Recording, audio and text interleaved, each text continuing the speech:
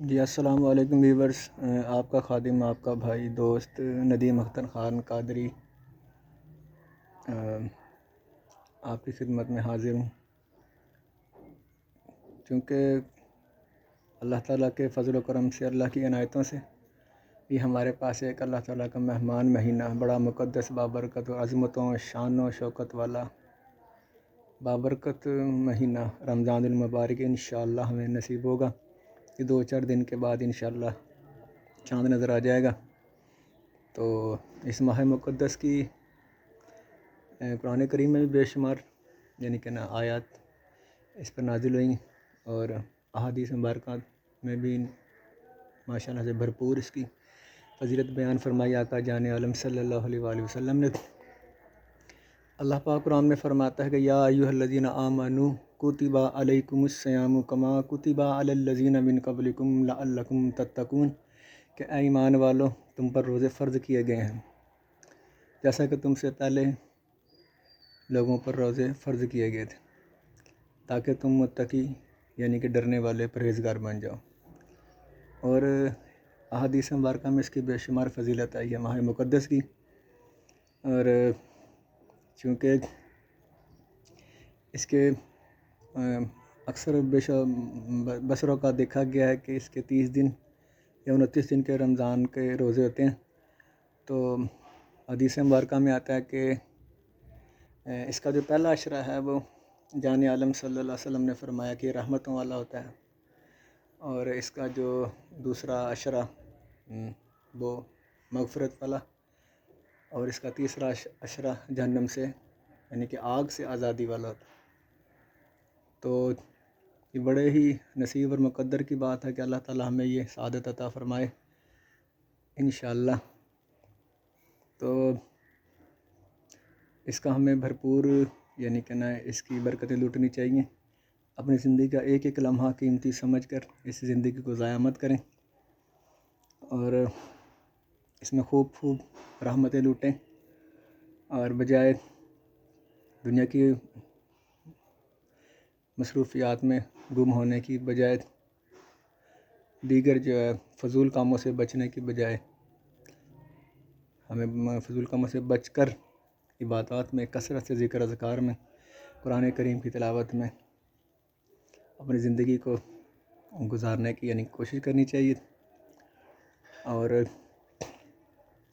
جہاں پر اس میں نیکیاں کرنے کا حکم آیا ہے کہ ایک نیکی 70 گنا اس کا درجہ بڑھ جاتا ہے، اس نیکی کا 70 گنا اللہ تعالیٰ اس کا گناہ، اس کا جو ثواب ہے، اجر ہے، وہ بڑھا دیتا ہے۔ وہاں پر ہمیں یہ بھی احتیاط کرنی پڑے گی کہ جہاں پر اس کا 70 گنا اس کا اجر و ثواب ملتا ہے، وہاں پر اگر گناہ یا کوئی خطا کریں گے، اللہ تعالیٰ کی نافرمانی کریں گے، تو اس کی پکڑ گرفت بھی ہوگی اور اس کا عذاب بھی ملے گا۔ یہ قرآن کا وعدہ ہے کہ عدل کریں تا تھر تھر کمبن اچھیاں شانہ والے، تے فضل کریں تا بخشے جاون میں جے منہ کالے۔ قرآن کریم کی آیت ہے اِنَّ بطشَ رَبِّکَ لَشَدِید، کہ بے شک تیرے رب کی گرفت بڑی سخت ہے۔ اگر وہ عدل کرنے پہ آئے تو بڑے بڑے شانوں والوں کو پکڑ لے، اور فضل کرے تو ہم گناہ گاروں کو اپنی رحمت کی نظر سے معاف فرما دے۔ تو ہمیں اس میں برکتوں بھرے مہینے کی عظمت کو سمجھنا چاہیے کہ زندگی جو ہے نا، یہ اللہ تعالیٰ صرف ایک بار ہی کسی جاندار کو عطا فرماتے۔ کائنات میں جتنے بھی انسان، چاہے وہ نیک ہے چاہے برا ہے، دنیا سے ایک بار چلا گیا، وہ کبھی بھی لوٹ کر نہیں آیا۔ اللہ تعالیٰ نے وہ سسٹم ہی ختم کر دیا، وہ نظام ہے ہی نہیں اس کی قدرت کا کہ جس کو ایک بار موت نے گھیر لیا وہ دوبارہ اس کو دنیا میں نہیں بھیجتا۔ تو سمجھدار وہی ہے کہ جو جتنا عرصہ اس دنیا میں رہتا ہے اتنا عرصہ اس دنیا کی تیاری کرتا ہے، اور جتنا عرصہ آخرت میں رہنا ہے اتنا عرصہ اس آخرت کی زندگی کے لیے اپنی زندگی کو وقف کرتا ہے۔ تو میں آپ تمام چاہنے والے ناظرین سے، معزز حاضرین سے، اپنے دوستوں سے، ماؤں بہنوں سے گزارش کرتا ہوں کہ اس ماہ مقدس کی عظمت کو سمجھیں، اس کی شان کو سمجھیں،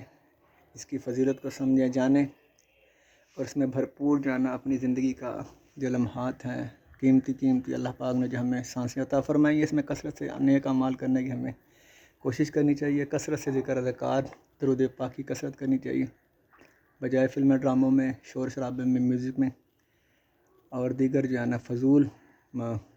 کاموں میں اپنی زندگی ضائع کرنے سے زندگی میں یہ بار بار لمحات نہیں میسر ہوتے۔ تو یہ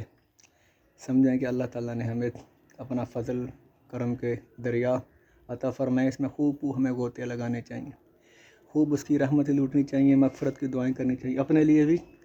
اور اپنے ماں باپ کے لیے بھی۔ تو میں آپ تمام احباب سے، ناظرین سے اچھی امید رکھتا ہوں، اور جب آپ کوئی ویسے تو میرا حسن ظن ہے کہ آپ ماشاء اللہ سے نیکیاں نیک اعمال کرتے ہیں، جب بھی رمضان میں آپ کوئی نماز نوافل یا کوئی ذکر اذکار کریں تو مجھ گناہ گار کو اسپیشل خاص طور پر اپنی